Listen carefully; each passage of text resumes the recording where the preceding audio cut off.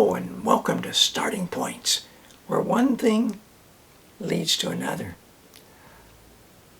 This video I want to go and talk a little bit about three things that have come up very recently in the videos. First was a landmark series of books. I shared a book that had 30 titles in the series listed. This book, The Story of the 13 Colonies by Clifford Lindsay Adelman, has 115 titles. And most likely even more.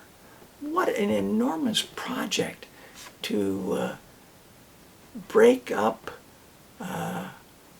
into biteable bites and present this smorgasbord of information by well-known writers, illustrated by the illustrator of this is Leonard Everett Fisher, and he does some, this is scratchboard, black and white, really bold and strong. So I feel somebody was making an effort to make these kinds of books available. Now, I got this book from a library book sale here in Victoria. Now, they, maybe the library didn't get a lot of people interested in reading about the 13 colonies. That's all I can think of. I mean, the pages look crisp as can be. This is the last of the colonies. 13 chapters and a chapter on each colony. Very nicely done. Just lots of unknown information, that is to me anyway, explained clearly, and so it's been said that Georgia was settled by convicts. This is not so true. A good many of the original settlers came out of English prisons, but they were unfortunate people who'd been unable to pay their debts. Not one was a real criminal. Well, that's a pretty broad, big statement, so there might have been a few who, well, anyway. In London, the Fleet, the Marshalsea, and other terrible debtors' prisons were crowded with these wretched people. Those who were poor were almost certainly doomed to spend the rest of their lives there, ill-treated and living in squalor. Since they could not work, they had little chance of getting money to pay what they owed. James Oglethorpe was the savior of these poor debtors. Although well off, he was not a rich man, but he was a philanthropist by nature. In fact, it seemed as if he had a heart as big as the vast wilderness of America. So he visits these, and he's elected to Parliament, and he visits on a committee, and he tries to find some solution and hits upon one. If they go to settle, and some of them may be able to raise enough money to pay off their debts. And he gets approval for that. Now that's 1732. And I'm thinking, well, in about 80 years, you've got England trying the same experiment with Australia. The prisons are crowded. We'll send prisoners on ships to be the first settlers. It didn't work well in that instance. I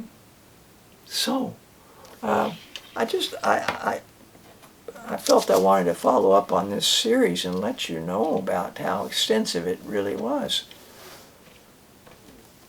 All right, second thing that I'd like to spend a bit of time on is writing freedom. Historical fiction. The seed for the idea of the book came from a plaque in California, and Pam Ryan was bitten by it. She wanted to find out more about it, and did, and wrote the story of it about a young orphan who has an affinity for horses, tries to get work and livery stables, and ends up getting a job driving a stagecoach in New England. And she did it by disguising herself, changing her hair, so forth, as a young woman, but as a young lad. And that led to more work and recognition. She used as her name Charlie, and so she eventually ends up driving stagecoaches in California. And when the election after the Civil War for president, she wants to vote in it. And she thinks she can because everybody knows that she's Charlie. And she does vote. And only a number of years later, at her death, was it discovered that she was a woman. So that got me really curious about that whole thing about the right to vote for women. Now, I've shown you this book, and I'm just going to repeat them because I think they're good starting points for anyone curious and wanting to know about how women in the United States got the right to vote and the story behind it. It is nicely told by Gene Fritz in a biteable form. You Want Women to Vote, Lizzie Stanton, is the title of the book. Now, England was struggling with the same issue. Perhaps America struggled with the issue because many of the Americans had originally come from England. So this is called Suffragettes and Votes for Women. It's by L.E. Sneelgrove, and it's part of the Then and There series. And that's a English counterpart to some extent, not as extensive. Longman's put out titles that could be used in schools, and the few that I've seen and read, I think beautifully done. Now I put a mark in the back because this whole thing about women's vote took a long time.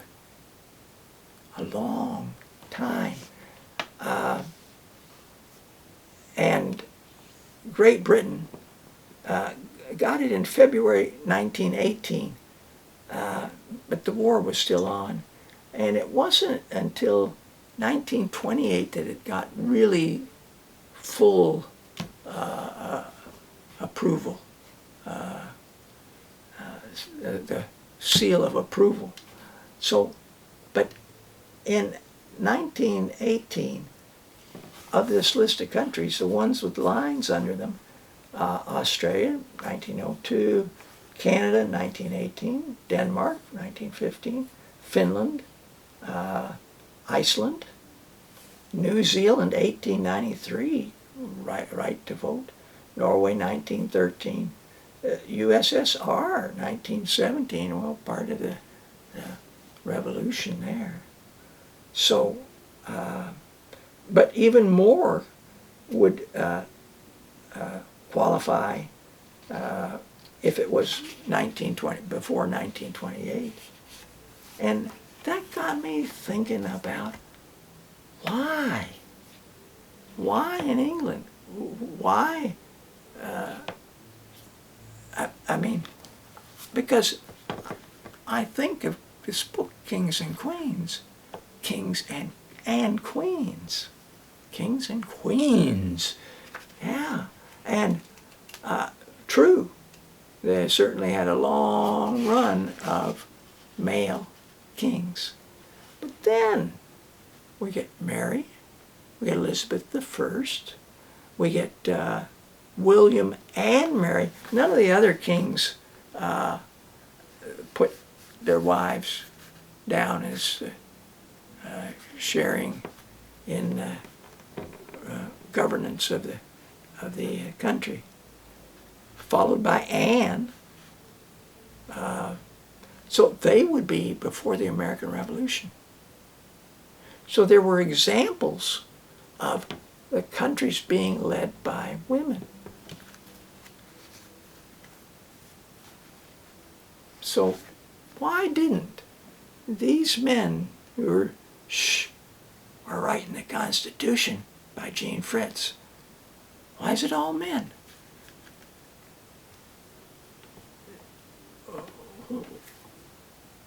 Will you sign here, John Hancock? And there they are. Looking pretty pleased as punch. But it's all men.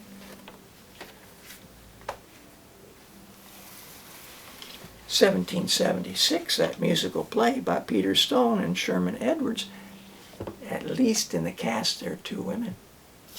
So I just, that's a question.